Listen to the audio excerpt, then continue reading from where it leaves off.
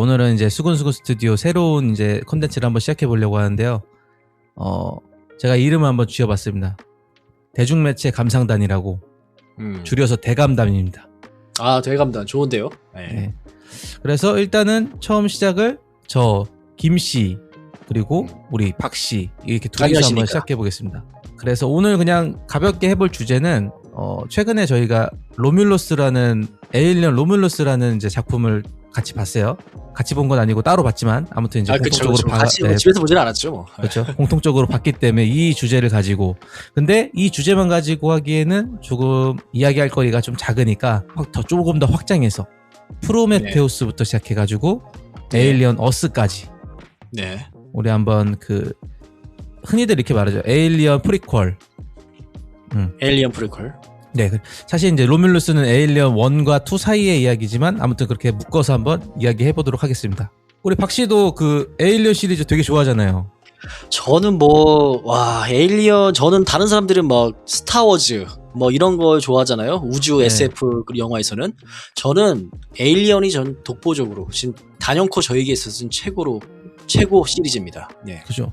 사실 에일리언 1, 2, 3, 4가 굉장히 그 감독 그 진이 되게 빵빵해요. 그죠? 아, 그렇죠. 네, 1편 리들리 스콧 감독님부터 시작해서 뭐합니까? 네, 2편은 또 그 유명한 제임스 카메론입니다. 터미네이터, 아바타, 타이타닉을 만들었죠. 그리고 3가 데이빗 핀처. 야, 데이빗 핀처 감독. 네, 이제 진짜 불후의 명작 세븐, 뭐 파이트 클럽 이런 것들을 이제 만드셨죠. 근데 저는 개인적으로 에일리언 3는 그렇게 재미있게 보진 않았습니다. 그런 이제 의견도 많더라고요. 네. 그리고 에일리언 4는 뭐 장피에르 주네라고 하는데 저는 사실 이분은 잘 몰라요. 이 감독님 잘 모르고. 네. 아무튼 그래도 이제 굉장히 그 좋은 평가를 받고 계신 감독님이라고 하시더라고요. 그래서 1, 2, 3, 4 전부 다 이제 어떻게 보면은 SF의 적에서도 성공을 했죠. 보통 이제 막 커뮤니티 사이트에 가보면 에일리언 재밌는 순서를 이렇게 매기잖아요, 이제. 네. 그러면 이제 1위가 독보적으로 단연코 에일리언 2라고 말을 하고, 그 다음에 그렇죠. 에일리언 1, 그 다음에 에일리언 4, 그 다음에 에일리언 3 순으로 많이 이렇게 점수를 매기더라고요. 에일리언 2에는 또 그 우리 우주 해병대와 함께 리플리가 에일리언 퀸과 싸우는 그런 작품이죠. 명장면이죠. 자, 그래서 이제 오늘은 이제 프로메테우스부터 이제 얘기를 시작해 볼 겁니다. 프로메테우스 보셨잖아요. 저는 프로메테우스 지금도 이제 그 TV 틀면 영화 채널에서 가끔씩 하는데 저는 할 때마다 틀어놓고 있습니다. 저도 너무너무 좋아해요. 네. 프로메테우스. 저는 개인적으로는 그냥 제 개인입니다. 제 개인적으로는 프로메테우스를 제일 좋아합니다. 왜죠? 이게 뭔가 아무리 그래도 이제 에일리언 1, 2, 3, 4 같은 경우에는 나온 지가 꽤 됐기 때문에 그렇죠. 이 프로메테우스는 비교적 이제 최근이잖아요. 그러니까, 그렇죠. 2012년에 개봉했네요. 보니까. 그렇죠. 그리고 이때 이제 그 보여주는 이제 컴퓨터 CG나 뭐 이런 것들이 저는 굉장히 좋았고, 그리고 또 이 세계관, 이 에일리언 시리즈를 관통하는 이 세계관을 처음 이제 설명한 그런 작품이라서, 제가 약간 세계관 덕후로서 굉장히 좋았습니다. 그렇죠. 네. 근데 아무래도 그래도 프로메테우스도 아직까지도 이제 그 호불호가 명확합니다. 그렇죠? 굉장히 세죠. 예. 박 씨는 에일리언 2가 최애입니까? 이거 얘기를 하면 저는 이거 오늘 뭐 팟캐스트 끝이 안 날 것 같은데 저는 현재는 이제 프로메테우스로 가겠습니다. 그죠. 네, 완성도는 솔직히 2가 높은데 약간 이상하게 좀 이제 흥미를 느끼게 하는 것, 약간 궁금증을 유발하는 거는 저는 프로메테우스가 월등하다고 봅니다. 분명히 근데 약간 비판하시는 분들의 심정은 이해갑니다. 저도 그 부분 되게 싫어하고. 근데 그 비판하시는 분들 중에 의견 중 하나가 뭐 에일리언이 적게 나왔다 막 이런 얘기가 있는데. 근데 제가 봤을 땐 그런 느낌은 저는 못 받았거든요. 왜냐면은 이제 약간 이게 영화 자체가 스페이스 자키에 대한 이런 어떤 그 떡밥을 풀어주는 그런 얘기잖아요. 아니 근데 그 상황에 그 영화 시점에 에일리언이 등장하면 안 되지 않습니까? 그렇죠. 아무튼 그래서 뭐 저 같은 경우에도 프로메테우스가 제일 좋았다. 두 번째로 좋은 건 뭐가 있어요? 두 번째는 저도 에일리언 2였던 것 같아요. 역시 뭐 사람 똑같네요. 커버넌트는 저리 집어치워야 되고. 커버넌트에 대해서 할 말이 아주 많죠. 예. 커버넌트는 진짜 이거는 리들리 형이 약간 정신이 나가셨나? 이거는 뭐 편집해야 되는데. 노마. 예. 아무튼 그래가지고 이제 이게 아까 방금도 말씀드렸다시피 이 인류의 창조주, 엔지니어의 실체 이게 나오는 영화잖아요. 프로메테우스가. 예. 에일리언 시리즈가 진행될 때는 스페이스 자키로 알려졌던 이 외계 지성체의 정체가 처음으로 심도 있게 다뤄진 그런 영화였어요. 그래가지고 맞습니다. 이게 이 영화가 나오기 전까지는 그 스페이스 자키 보면은 이렇게 헬멧을 쓰고 있잖아요. 예. 그 약간 코끼리 같은 모양의 헬멧을 쓰고 맞아요. 있는데, 그래서 어떤 코믹스 같은 거 보면은 그 헬멧 그 자체를 이제 그것까지도 이제 이 에일리언의 모습이다라고 이제 그려지는 만화도 있더라고요. 네네, 그렇죠. 근데 사실은 그거는 이제 그 헬멧이었고 그걸 벗기니까 되게 흰색의 창백한 피부를 가진 그렇죠. 거대한 이제 인간과 닮은 사람이 나오죠. 맞습니다. 네.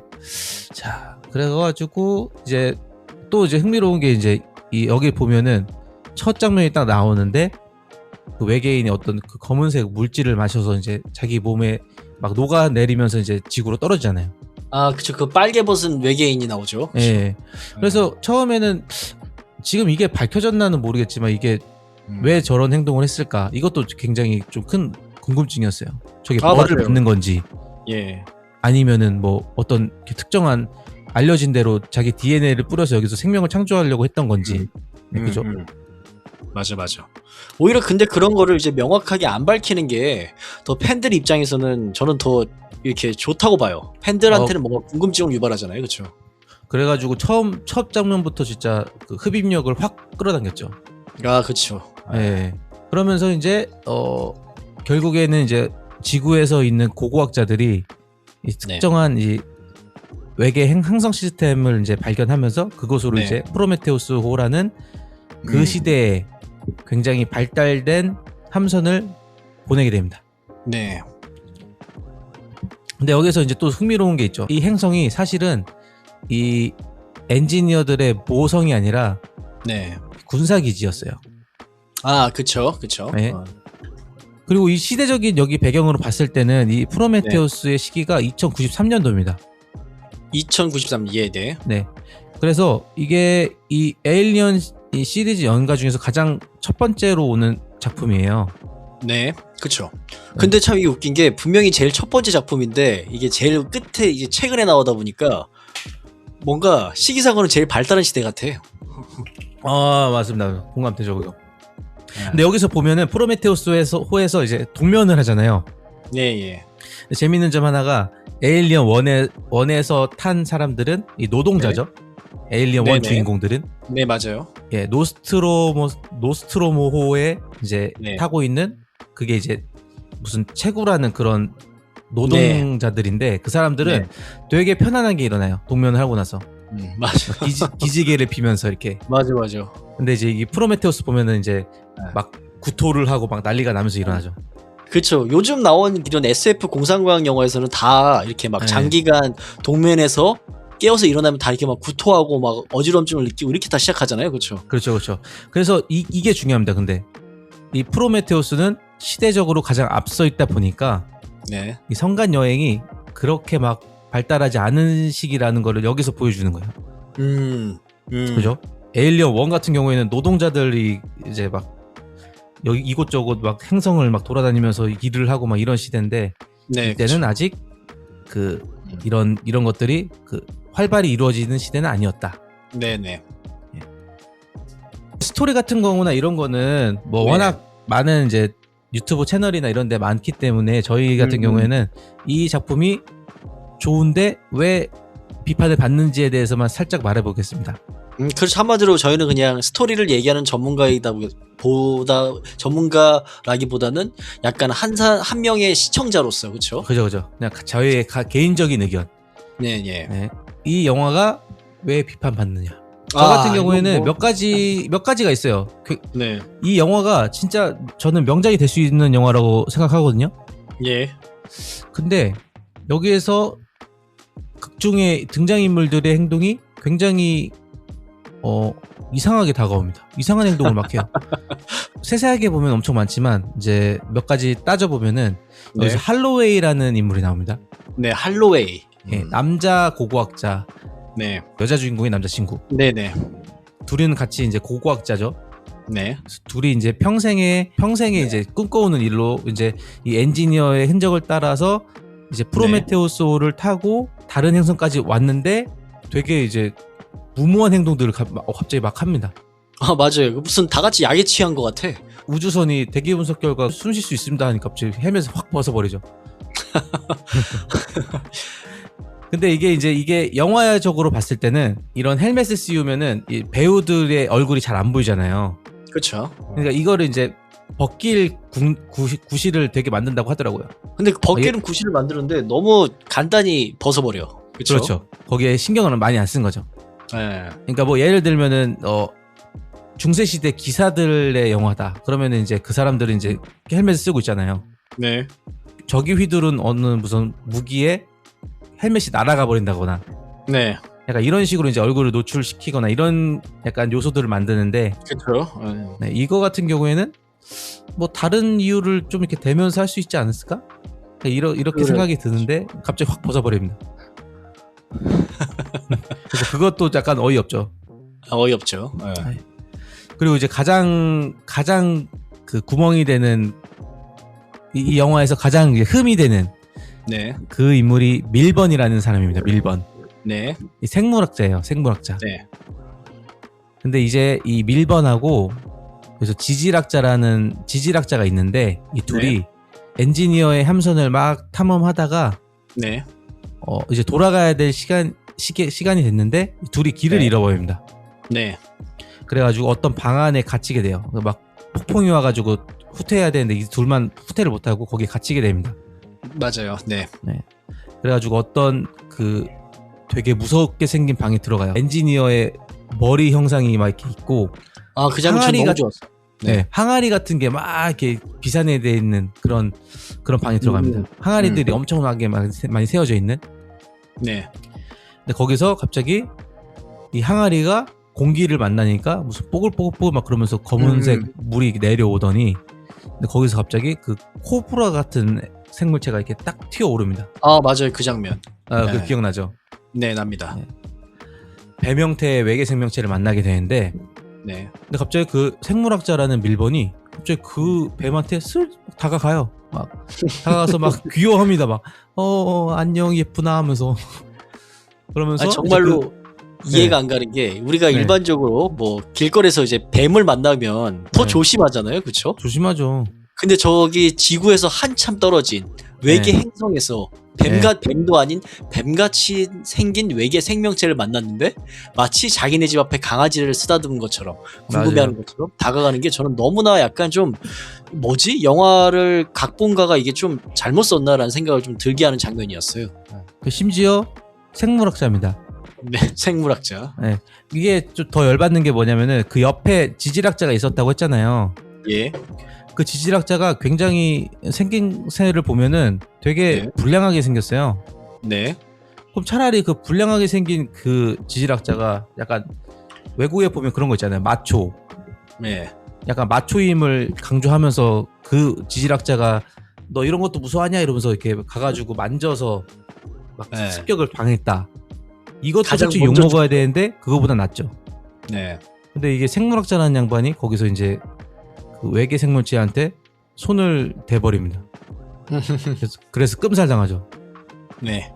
거기서부터 이제 영화가 이제 빠그라지기 시작한 그런 사건이 이뤄지게 되는 거죠. 어떻게 보면 지구에서 가장 이제 지식인들이 타고 있는 우주선인데 갑자기 행성에 착륙하고 나서부터는 다들 지식이 IQ가 2자릿수로 떨어지는. 네, 맞습니다. 이 프로메테우스 같은 경우에는 인물들의 행동에는 허점이 많으나 창조주와 피조물의 관계, 뭐 이런 철학적인 질문도 있고, 맞아요. 뭐 에일리언 세계관을 확장하는 점에서 이 단점들이 그래도 무마가 됐다. 맞아요. 인정. 네. 그리고 이제 다음으로 바로 넘어가 버리면은 그 문제의 작품 커버넌트가 바로 다음에 이제 시기상 다음 작품입니다. 저는 개인적으로 2104년이에요. 커버넌트는 사실 에일리언 팬이지만 없어도 되는 편이에요. 솔직히. 아 그럼요. 이거는 그렇지 않아요? 솔직히 말해서 없어져야 되는 편입니다. 스토리가 전개가 이루어지지 않았어요 거의. 예. 이 정사에서 빼야 돼요 이거는. 네. 거의 그 정도로 생각이 듭니다. 저는 한 가지 그래도 커버넌트에서 한 가지 네. 좀 이제 좋았던 장면은 우리 이제 프로메테우스 팬들은 다들 아시겠지만 마지막에 이제 엘리자베스 쇼 네. 있죠. 맞아요. 엘리자베스 쇼 박사, 닥터 쇼, 네. 엘리자베스 박사가 그 프로메테우스에서 우주선을 타고 떠나잖아요. 네. 그렇죠. 그 후에 그 스토리를 다들 궁금해했잖아요. 에일리언 팬들은. 근데 저는 솔직히 말해서 에일리언 커버넌트가 너무 안 나와가지고 설정집을 사볼까도 생각했어요. 그 정도로. 안 사길 다행으로 생각했습니다. 갑자기 이런 식으로 만들어놔가지고. 그래서 이 에일리언 커버넌트의 문제점을 이제 한번 제가 한번 얘기를 해드리겠습니다. 이게 이제 커버넌트호가 2,000명의 식민지 주민하고 네. 1,140개의 인간 배아 네. 이거를 싣고 오리가의 6라고 하는 행성으로 가는 객척선이에요. 네. 이게 프로메테우스는 이제 탐사선이었죠.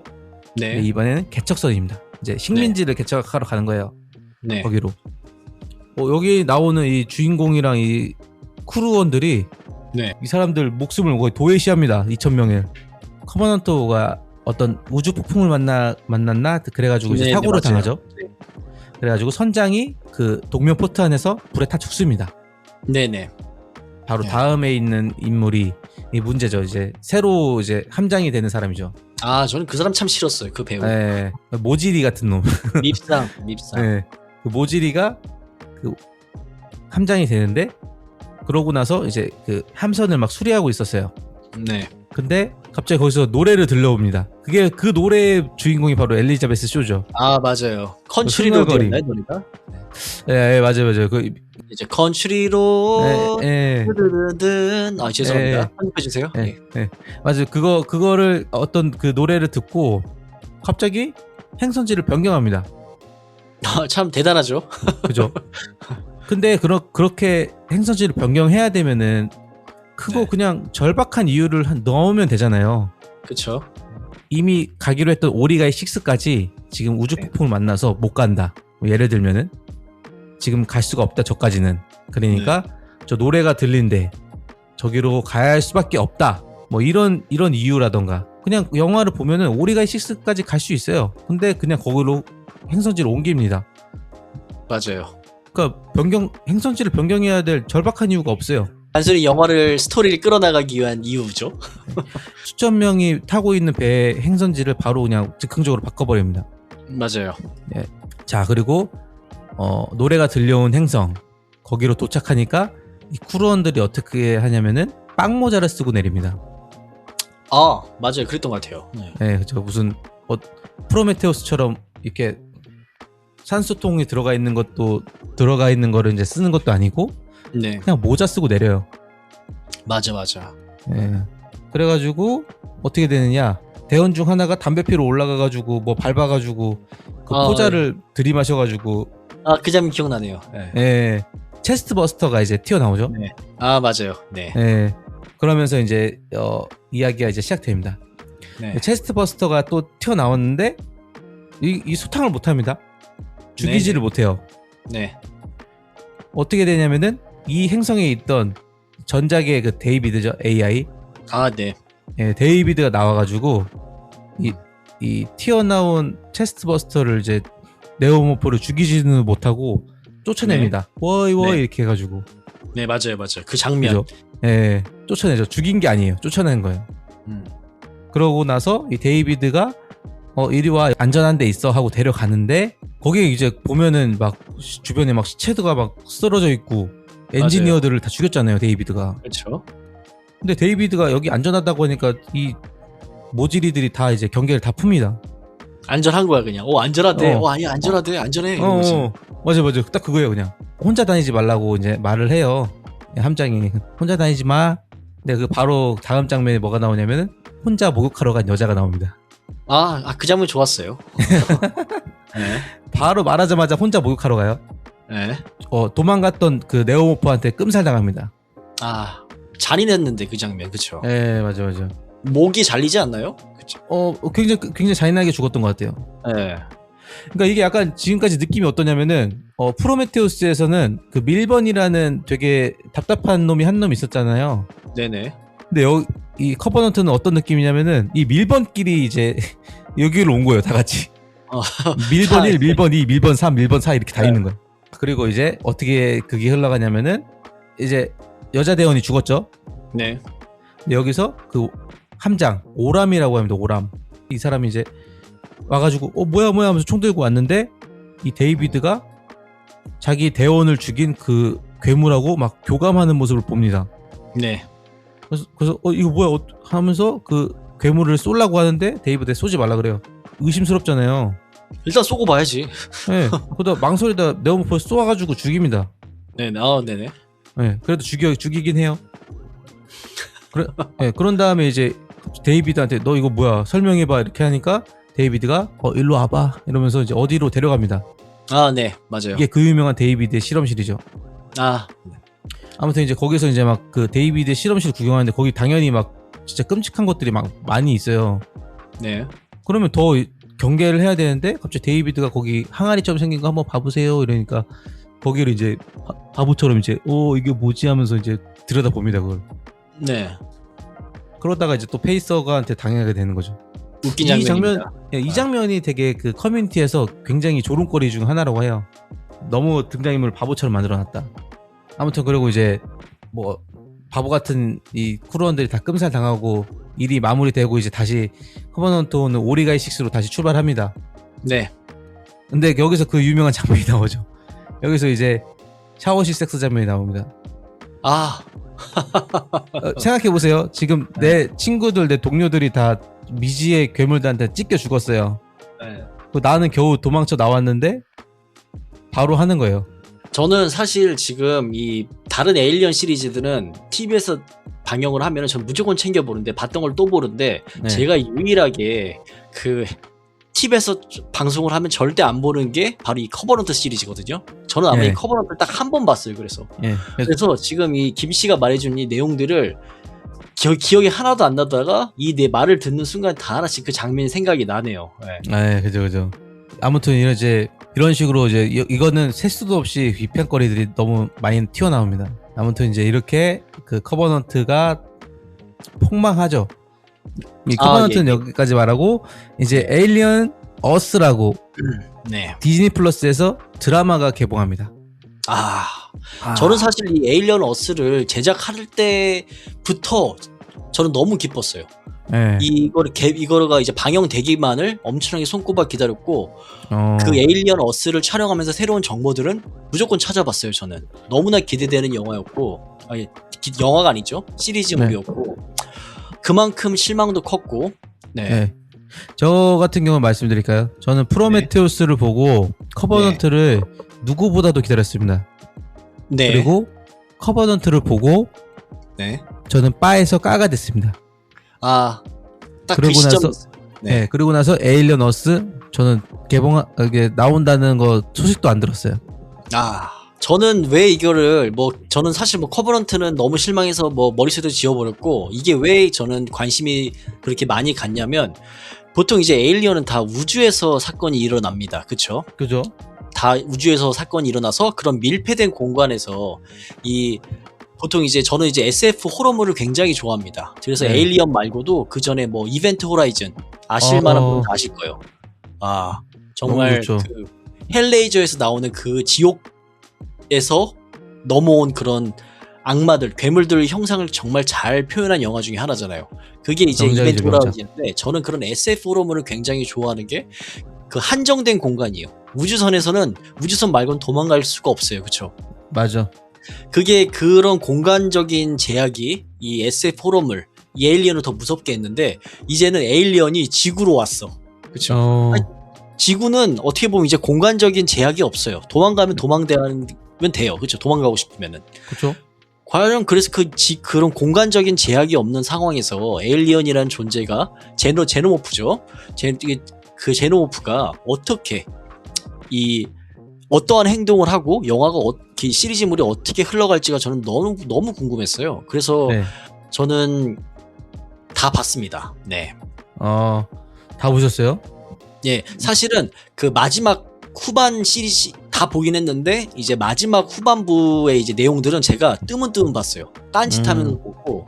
왜냐면 그 이제 에일리언 팬들은 이 에일리언 어스를 본 사람들은 다들 에일리언이 결국에 포켓몬으로 되었다. 네. 예. 그게 가능합니까? 에일리언이 포켓몬이 됐어요. 마치 지구가 피카츄 100만 볼트 이렇게 하는 것처럼 에일리언 네. 어스에서는 에일리언을 조종합니다. 그 여자 주인공이 에일리언이 쟤한테 공격하라고 하면 에일리언이 걔 말을 듣고 공격을 합니다. 그래서 와. 포켓몬 물로 전락해버렸다 이런 얘기가 있고 사실 이제 이 팟캐스트를 들으시는 분들 중에 저는 에일리언 어스를 안 보신 분들이 굉장히 많다고 생각해요. 저는 절대 그죠? 추천하지 않고요. 네. 그래서 그런 분들을 위해서 제가 아주 간략하게 한번 스토리를 좀 요약을 해드리려고 하는데 괜찮나요? 그럼요. 부탁드립니다. 네. 저는 일단은 에일리언 이 어스에서 가장 잘 구현한 거는 저는 이제 카세트 퓨처리즘이라고 아세요? 네? 처음 들어봤습니다. 카세트 퓨처리즘에서 여러분 에일리언 영화를 보면은 분명히 엄청 발달한 미래 시대잖아요. 네. 근데 아직도 컴퓨터는 우리 옛날에 486, 586 컴퓨터잖아요. 그렇죠? 초록색 하면 초록색 글자가 나오는 약간 코딩하는 그렇죠. 것처럼 그런 느낌이죠. 그렇죠. 그리고 막 분명히 우리 지금 이 시대만 해도 2026년에만 해도 모든 다 터치 스크린이고 버튼이란 걸 누르지 않잖아요. 그렇죠? 네.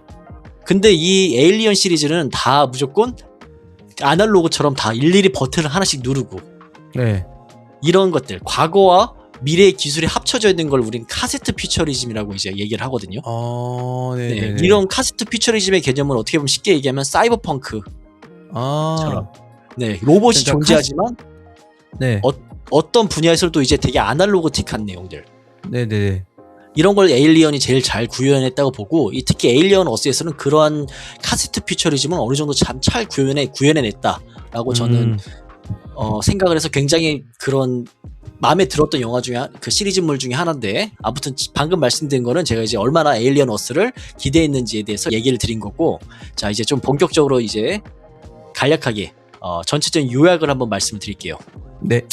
일단 에일리언 어스는요. 일단 시기상으로는 2120년 즉 네. 커버넌트가 2104년이에요. 에일리언 어스는요. 시간상으로는 에일리언 1과는 2년 전의 얘기예요. 네네 맞습니다. 네, 에일리언 1은 2122년이고 에일리언 어스는 2120년. 바로 직전이죠. 어떻게 보면. 일단은 2120년에 지구는 5개의 기업들에 의해서 지배가 됩니다. 국가란 개념이 없어져요. 네. 이런 것도 그 신기하죠? 미래에 흔하게 등장하는 거죠. 초거대 그렇죠. 기업이 이제 아예 행성 자체를 지배해버리는. 그렇죠. 이제 더 이상 뭐 국가가 없어진 거죠. 그래서 네. 여기에 등장하는 게 에일리언 팬들이라면 다 아실 웨일랜드 유타니 네. 그리고 웨일랜드 유타니의 라이벌 기업인 프로디지라는 기업이 있고요. 그 다음에 린치, 다이나믹 그리고 트레시홀드 총 5개의 대기업에 의해서 지구가 통제가 되고 운영이 됩니다. 이 설정은 혹시 어스에서 처음 나온 건가요? 예, 그렇습니다. 네. 그래서 이제 보통 이 에일리언 워스는 이 웨일랜드 유타니와 프로디지의 그런 이제 경쟁을 다룬 영화예요. 네.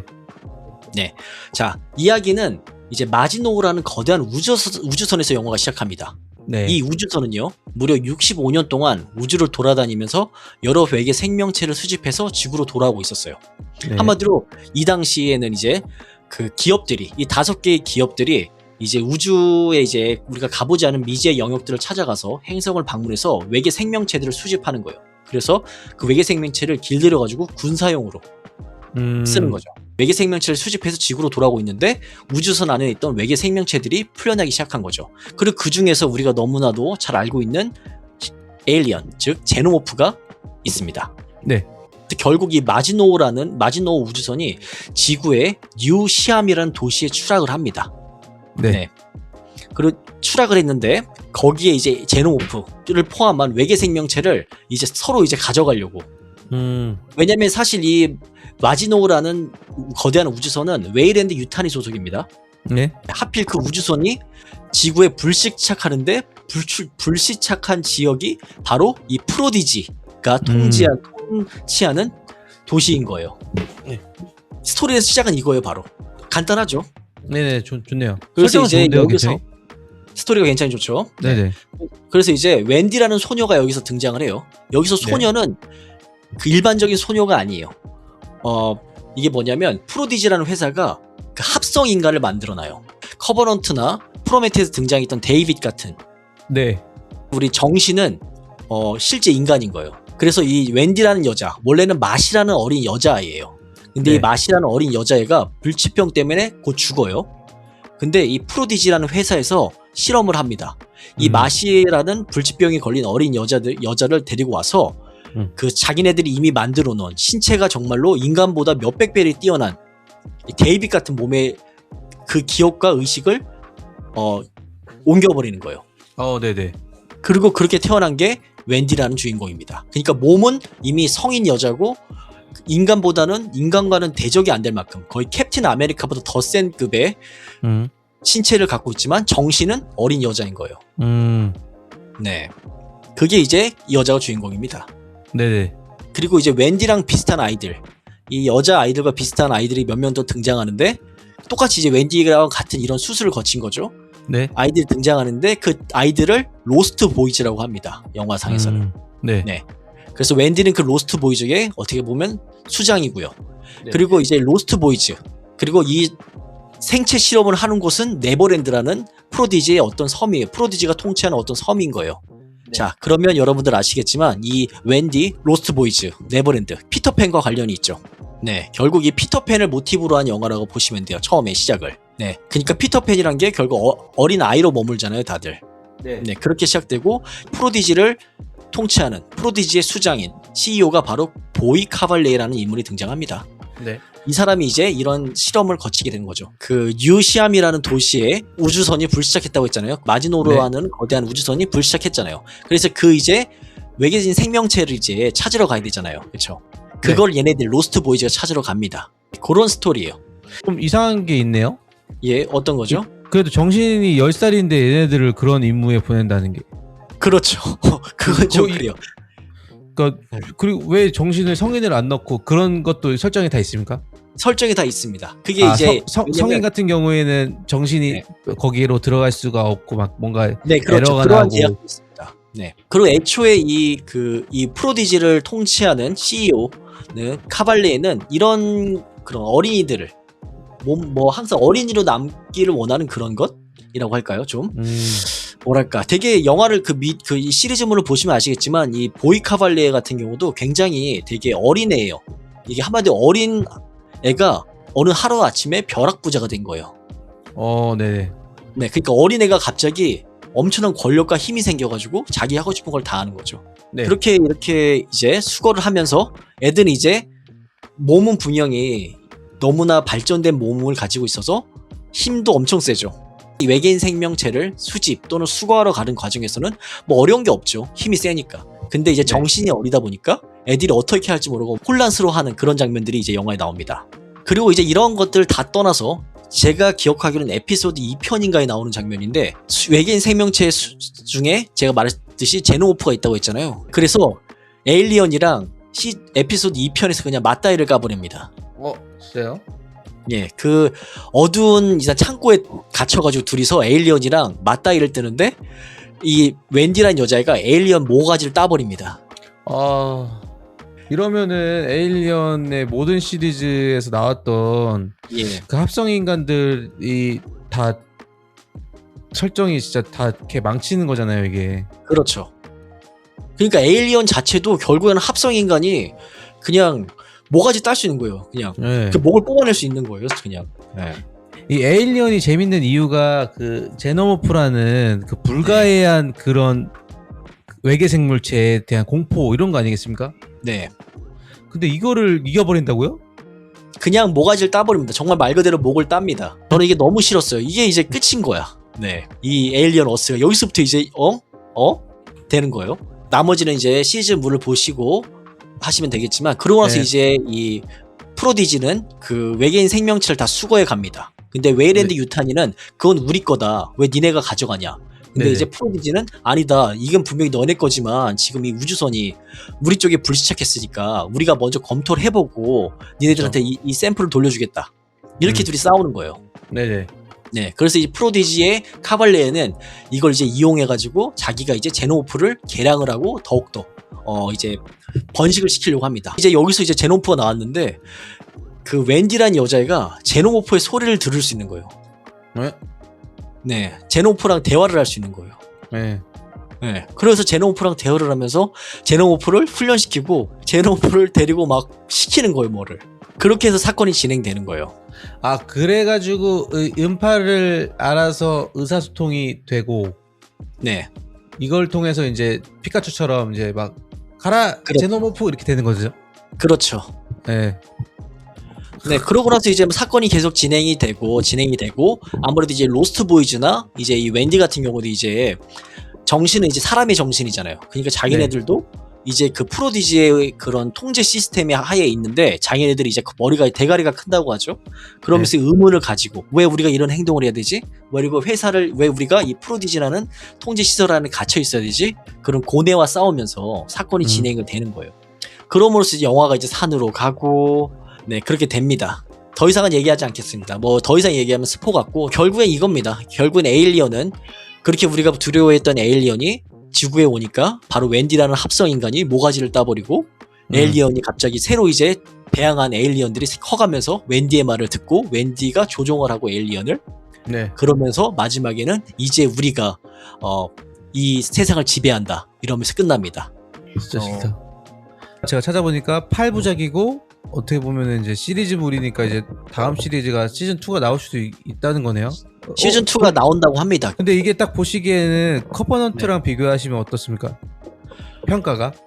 저는 커버넌트는 거의 그냥 오스카상을 받아야 된다고 생각하고요. 어스에 비하면 커버넌트는 오스카상이다. 네, 제가 봤을 때 김씨가 자꾸 막 네. 에일리언 욕하시는데 어스를 보잖아요. 그러면은 커버넌트는 야 이거는 명작이다. 거의 요즘 말하는 크리스토퍼 논란이 만든 영화다라고 하실 정도로 느낄 겁니다. 네, 불안한 게 진짜 제작에 리들리 스콧 이름이 있어. 근데 왜 이런 일들이 벌어질까요? 그러니까 이게 어떻게 보면은 저는 이제 이게 계속 반복되니까 의도적인 건가라는 생각도 했거든요. 이 프로메테우스부터 시작해가지고 커버넌트까지. 그리고 왜 어떻게 의도적? 그러니까 이게 일부러 이상한 행동을 하는 캐릭터를 넣어가지고 일부러 저런 행동을 하도록 넣었나? 그것보다는 제 또 하나 가설은 저기 제작자 중에 한 명이 에일리언이랑 리들리 스콧이랑 척을 진 사람이 한 명 있어가지고 일부러 이 시리즈를 한번 망가뜨리겠다, 지구에서 없애버리겠다 이런 거 아닐까요? 그럴 수도 있죠. 그러니까 저는 생각을 하다 어떤 생각까지 했냐면은 예를 들면 프로메테우스의 밀번이나 그 커버넌트에 있는 그 대원들이나 하는 행동들이 다 바보 같잖아요. 모조리 같고. 근데 이제 이게 어떻게 현실이라고 생각하면은 저런 행동이 나올 수 있어요. 왜냐면은 현실에는 더 말도 안 되는 행동을 하는 사람들도 있잖아요. 저 사람 왜 저래 하는 행동을 너무 많이 한단 말이죠. 근데 이런 영화나 드라마 같은 경우에는 이 작가나 감독이 등장인물을 만드는 거기 때문에 저 등장인물들의 행동이나 이런 것들은 의도가 있을 거란 말이에요. 그렇죠. 근데 이제 제가 생각했을 때 이제 쟤네들이 왜 저렇게 했을까라고 억지로 한번 회로를 한번 돌려보면은 이 약간 이 연출의 경지가 다른 차원으로 넘어가가지고 이 현실을까지도 방영한 거 아닐까? 정신적인 문제를 반영한 게 아닐까? 그리고 저희 이제 같이 공통적으로 이제 봤던 로뮬루스에 대한 얘기까지 해야죠. 그렇죠. 네. 자, 로뮬루스에 대한 얘기는 간단하게 한번 해보겠습니다. 이거 보고 혹시 좀 이상했던 장면이나 이런 거 있으신가요? 로뮬루스요? 저는 로뮬루스 완전 팬이고요. 네. 저는 로뮬루스를 이렇게 정의하고 그냥 끝내고 싶습니다. 네. 다 망가져가는 에일리언 시리즈물을 감독, 즉 페데 알바레즈 감독이 멱살 잡고 그냥 끄집어 나온 거. 저도 굉장히 좋았어요. 거의 분명히 이제 에일리언을 시리즈물을 관짝에다 넣어서 못을 박았어. 못을 박는 순간에 갑자기 페데 알바레즈 감독이 나와가지고 그냥 다 죽여버리고 그냥 그 관짝에 있는 에일리언을 다시 뜯고 나온 느낌이에요. 저도 이거 영화 되게 좋았거든요. 손꼽힐 정도로 좋아요. 이게 총 영화가 8개더라고요. 어스까지 해가지고 굉장히 많네요. 근데 그 중에서 한 3위 이 정도까지도 갈만하다. 그 저는 정도로. 사실 에일리언 2편이 1위였는데 네. 로뮬러스 보고 나서 저는 에일리언 로뮬러스가 탑입니다 저한테. 네. 아무튼 이 엄청 좋아하는데 저는 근데 의문은 딱 하나였어요. 저는 좀 이렇게 빼고 싶은 거 하나. 어떤 거죠? 여기 설정 중에 예. 그 총이 있어요. 총. 네 마지막 장면 말씀하신 거예요? 총 나오는 거? 그 자동 조준되는 총 있잖아요. 예. 그게 너무 세게 나와가지고 난 그게 싫더라고. 얼마나 셌는데요? 저는 괜찮았는데. 자 보세요. 에일리언 2에서 우리 그 멤버들이 누굽니까? 우주해병들이죠. 예, 그렇죠. 그 우주해병들이 그 최신식 장비를 가지고 가서도 다 썰렸어요. 제노모들한테. 예. 근데 여기에서는 여자 주인공 하나가 네. 이 자동 조준 소총 하나 가지고 제노모포들을 학살해 버립니다. 그냥. 그렇죠. 네. 근데 지금 말씀하신 걸 들어보니까 좀 시기적으로도 안 맞아. 왜냐면 그러니까 에일리언 2는 에일리언 그 로뮬루스가 에일리언 2 37년 전이에요. 그런가요? 그럼 네. 오버 테크놀로지네 거의. 그러니까 에일리언 로뮬러스가 2142년이고 에일리언 2가 2179년이라고 하거든요. 그러니까 그것도 의문인 게 이 영화 로뮬러스를 보다 보면 이 총이 한정만 네. 있는 게 아니고 그 무기를 꺼낼 때 거기 총들이 굉장히 많아요. 똑같은 총들이. 네. 이 크루원들이 제노모프가 딱 나왔어. 그럼 처음에는 좀 죽겠지. 네. 근데 다 같이 이 총 들고 가가지고 이게 따다당 쏴버리면은 충분히 제압이 가능했다. 그런 느낌이 들었다. 그렇죠. 물론 근데 이제 약간 여기에서 잘 쓰긴 했어요. 그러니까 이렇게 그 무중력인 상태에서 네. 다가올 때 이제 막 못 움직이는 애들한테 쏴가지고 이제 다 죽인 네. 건데 아무튼 이제 그냥 굳이 꼽자면은 로뮬루스에서는 그거 하나가 좀 약간 의문이었다. 뭔가 네. 굉장히 그리고 여전사 느낌 났어. 그 마지막 그 레인 캐러딘이라는 여자 주인공이 뭔가 분명히 훈련도 안 된 그런 트레이닝도 안 된 일반적인 여자였는데 맨 마지막 장면에서는 무슨 그냥 특전사였죠, 특전사. 네, 그러니까요. 그리고 그 로뮬루스 보니까 비판받는 장면 하나 더 있더라고요. 어떤 거죠? 거기 임산부가 한 명 나오잖아요. 근데 그 장면 굉장히 쇼크했다고 하지 않나요, 사람들이?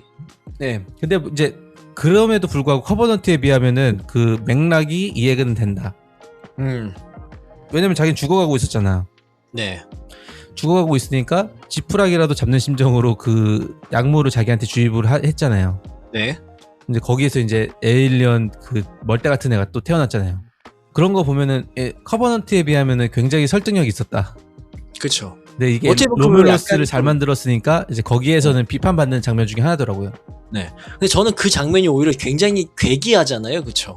엄청 괴기하죠. 인간의 유전자와 에일리언의 유전자가 섞여진 거잖아요, 그렇죠? 네, 맞아요. 굉장히 괴기했어. 네. 그러니까 커버넌트 속에서 나오는 등장인물들 바보 같은 행동들에 비하면은 그 정도 네. 행동은 거의 문학 작품이에요, 그냥. 그렇죠, 그렇죠. 맥락이 다 있어요. 왜냐면은 죽어가지. 네. 근데 애가 있지 배에. 네. 그러니까 약간 판단력도 떨어질 거 아니에요. 그렇죠. 근데 들은 내용이 있어. 약간 이거 사람 생체 막 어쩌고저쩌고 하면서 이거 맞으면은 재생을 한다느니 뭐 어떠니 이런 얘기를 주워 들었어. 네. 그러면 죽어간 상황에서 한번 시도해볼만 하지. 네. 아무튼 이제 그 정도가 있다. 그래서 로뮬루스는 굉장히 좋았다. 그렇죠. 저는 오히려 로뮬루스를 본 다음에 먼저 봤으니까 그거 보고 어스 볼까 생각했다가 박 씨가 강력하게 말씀하셔가지고 이제 안 봤거든요. 예. 저는 김 씨의 시간을 아껴주고 싶었습니다. 예. 저도 그래서 다행히 시간을 아꼈습니다. 네. 그래서 앞으로 이제 우리 이렇게 프리퀄을 얘기해 봤는데 이제 예. 어떻게 보십니까? 이 에일리언 시리즈의 미래. 이 에일리언 어스 시즌 2가 이미 예약이 되어 있고 그 다음에 네, 그러니까요. 로뮬러스 2는 당연히 나오겠죠. 안 나올 네. 수가 없어. 계속 이렇게 그냥 로뮬러스 이렇게 외전격으로 한 편 한 편씩 나오는 게 저는 에일리언 시리즈물. 아니면 솔직히 말해서 지금 나와야 될 거는요. 에일리언 3, 4, 5 이 시리즈가 아니라 사실은 커버넌트 이후 시리즈가 나와야 됩니다. 지금. 약간 그 어스와 커버넌트 사이의 이야기요. 그쵸. 왜냐면 커버넌트에서 얘기를 안 풀었잖아요. 스토리를. 엘리자베스 쇼에 대한 얘기가 아예 사라졌죠. 그쵸. 그러니까 뭐 아예 사라진 거 아니고 뭐 데이비드한테 끔살당했다 이거 나왔지만. 그쵸. 그리고 이제 가장 이제 제가 아까 말씀을 안 드린 게 있는데 에일리언 1은 시간상으로 2122년인데 네. 근데 이제 이제 그 영화를 보신 분은 아시겠지만 에일리언 어스에서 이제 하는 말이 그 보시면은 에일리언 1에서는요 그 제노모프라는 그 종족을 굉장히 신기하게 쳐다보고 새로운 종이라고 외계인 종족으로 굉장히 이게 두려움에 떨고 신기하듯이 이제 보는데 근데 지금 지구에서는요 2년 전에 이미 개판이 나고 있는 거예요 지금. 그렇죠? 그러네요. 네. 분명히 시기상으로는 그러면은 그 에일리언에 대한 제노모프에 대한 정보가 이 에일리언 1 그 우주선에 타고 있는 마더한테 있어야죠. 그죠. 다 그죠. 마더가 다 알고 있잖아요. 그죠. 마더가 이거를 다 숙지하고 있었어야죠. 그쵸. 근데 다 모르는 거잖아요. 그러니까 그래서 이제 사람들이 이제 시즌 2에서 이러한 내용들을 풀어야 된다라는 말이 있어요. 그렇긴 하네요. 일리가 있습니다. 저 같은 경우에는 차라리 에일리언 커버넌트를 아예 그냥 취소해버리고 이미 나오는데 어떻게 하죠? 이건 아니다. 이거는 잘못됐다 하고 예. 리메이크 에일리언 커버넌트 리메이크를 만들어야 된다고 생각합니다. 그 리메이크는 저기 로뮬루스 감독이 하면 되겠네요. 그렇죠? 그렇죠. 아니면은 제 생각에 커버넌트에서는 그렇게 막 그 공포 같은 느낌은 없어도 될 것 같거든요. 서사가 중요하지. 그렇죠. 왜냐면 프로메테우스에서 굉장히 세계관 확장을 하면서 서사적으로 나왔다가 여기서 이제 다시 에일리언 붙인 다음에 커버넌트라고 하는 것부터 불안했어요. 맞아요. 아무튼 이제 너무 아쉬움이 큽니다. 그렇죠. 프로메테우스는 이제 영화 장르가 미스테리 스릴러라고 본다면 커버넌트는 약간 액션 호러입니다. 그렇죠. 네. 액션 호러 코미디라고 합시다. 그렇죠. 그리고 에일리언 어스는 코미디고요. 네. 에일리언 시리즈 프리퀄에 대해서 얘기해봤고 사실 이제 에일리언 시리즈 같은 경우에는 고스 팬들이 엄청나게 많잖아요. 그렇죠. 근데 저희 같은 경우에는 고스 팬 정도는 당연히 아니고 좋아하는 일개 팬이다. 그렇죠. 네. 그러니까 혹시라도 뭐 잘못된 정보나 뭐 그런 게 있으면은 뭐 너그러이 넘어가 주시거나 아니면은 저희를 교정해 주시면 댓글을 달아주셔도 됩니다. 그렇죠. 네. 자, 그러면 우리 다음번에 또 같이 뭐 얘기할 주제를 들고 다시 한번 찾아오도록 하겠습니다. 저는 뭐 불러만 주신다면 언제든지 오겠습니다. 예. 앞으로 이제 뭐 영화나 뭐 드라마 이런 것들 저희 얘기 많이 해봅시다. 저야 좋죠. 네. 그러면 이제 오늘 수고하셨고, 다음에 또 뵙도록 하겠습니다. 예, 다음에 뵙겠습니다, 김씨. 네. 네, 박씨 들어가세요.